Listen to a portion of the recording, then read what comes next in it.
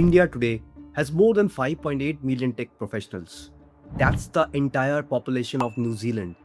Our engineers and our programmers are the backbone of the world's largest tech companies. Whether it's managing Amazon's cloud, improving Google's search algorithms, or building a software for global finance, an Indian is sitting there doing the work.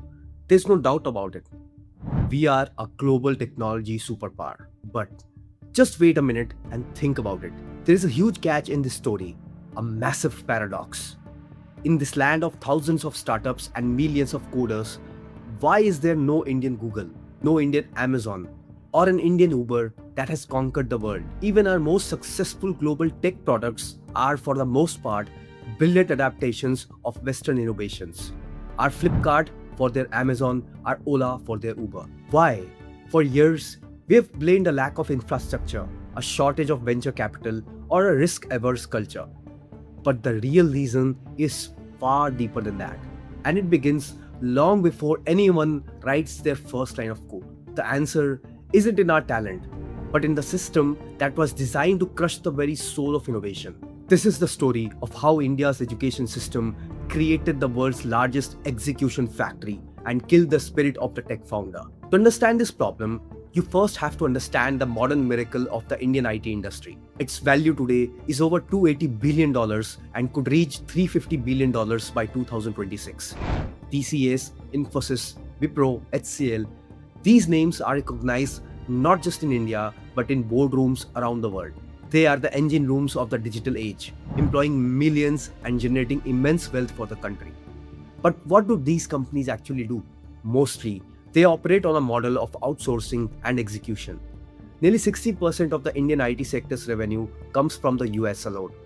A Fortune 500 company in New York or London identifies a problem, designs a solution, and then hands off the execution work, the coding, testing, bug fixing, and maintenance to a skilled and cost-effective army of professionals sitting in Bangalore, Hyderabad, or Pune.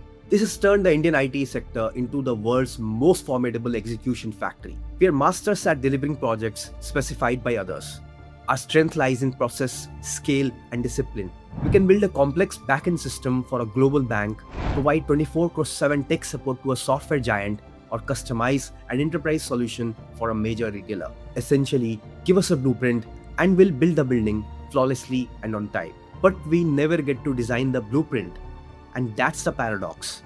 Our talent has been conditioned to serve, not to create. We are service providers, not product owners.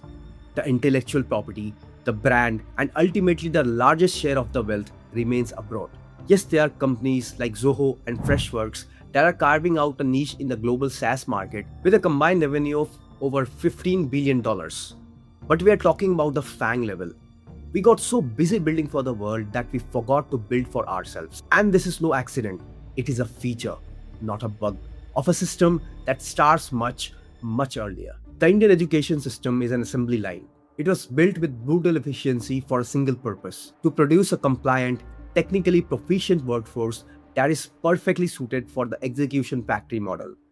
This system takes in bright, curious, creative children and churns out disciplined, exam-oriented engineers. This process starts very early. The entire system is built on a single, high-stakes filter: the examination. From the 10th grade board exams to the infamous IIT JEE, success is defined not by understanding, but by memorization. It's about rote learning, cramming formulas, algorithms, and facts just to regurgitate them under pressure. This system is designed to find that one correct answer among 4 multiple choice options, not to encourage a student to find a new question that no one is asking. This approach is perfect if you want to create an engineer who can efficiently debug code written by someone else.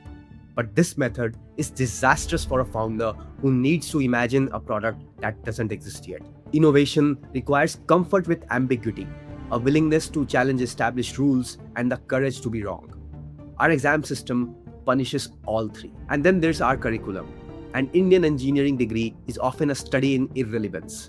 Students are forced to spend their precious time on overloaded, outdated subjects that have little to do with the modern technology. You could be a future AI developer forced to master fluid mechanics, or a cybersecurity expert spending a semester on inorganic chemistry. And here's the kicker: Today, we are among the top 3 countries in the world for VC funding.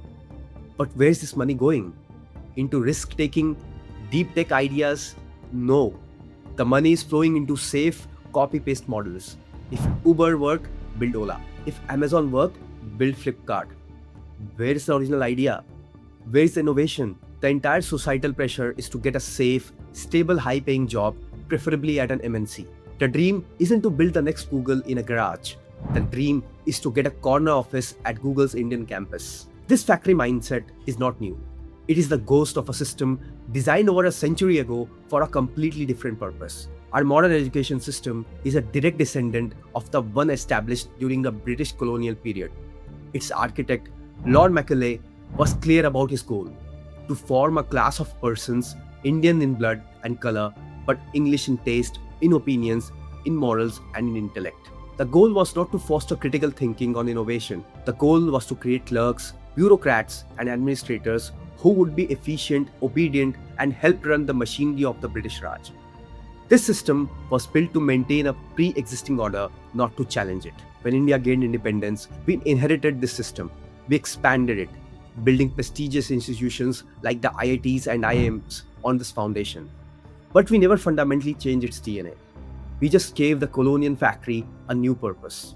Instead of producing clerks to serve the Raj, we started producing engineers and managers to serve the global economy. The factory's purpose changed, but the factory remained the same. And so, the ghost of the colonial era clerk lives on a 21st century coder.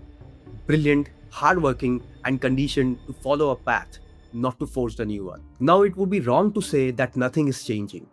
There are glimmers of hope. The rise of Global Capability Centers, or GCCs, is a significant shift. Tech giants like Google, Microsoft, and Amazon are no longer just outsourcing low-end work to India. They are setting up sophisticated R&D hubs in cities like Bangalore and Hyderabad, where cutting-edge work on AI, product engineering, and core research is happening. However, this positive trend comes with a caveat. While this is innovation done in India, it is not yet innovation owned by India. The intellectual property, the patents, and the ultimate ownership of these products will reside with the parent companies in Silicon Valley. There is no movement on the policy front as well. The National Education Policy 2020 is focused on reducing rote memorization, promoting critical thinking, and introducing skill-based education. But education reform is a slow, generational process, and we are in a race against a clock that is ticking faster than ever before. The threat of artificial intelligence looms over the Indian IT model. The very jobs that were the foundation of our execution factory, routine coding, data processing, testing, and system maintenance, are the most vulnerable to automation. AI won't need an army of coders to fix bugs. It will fix them itself. Now, the interesting thing is that Indian IT companies understand this threat and are already earning significant revenue from AI services. But the question is this change happening fast enough? This is no longer a question of ambition. It's a question of survival. Moving from execution to innovation is not a choice, but an urgent necessity. For decades, we have been the back office of the world. The question now is, do we have the courage to become the front office? The path forward demands a revolutionary shift in our approach to education and success. We must stop celebrating the ability to simply pass an exam and start rewarding the audacity to build something new. If you like this take, let us know in the comment section below. And even if you disagree, do let us know. If you like this video, give us a thumbs up, subscribe to our channel, as we'll see you soon in the next one. Till then, peace out.